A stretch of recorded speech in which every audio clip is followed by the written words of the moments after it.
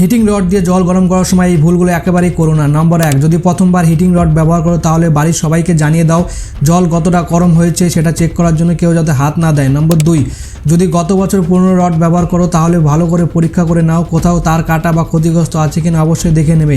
নম্বর 3, কখনো স্টিল বা লোহার বালতিতে জল গরম করো না, সবসময় প্লাস্টিকের বালতিতে গরম করবে। নাম্বার 4, তবুও যদি স্টিলের বালতিতে গরম করতে হয় তাহলে বালতিটা এমন জায়গায় রাখবে যেখানে মাটিতে জল জমে নেই।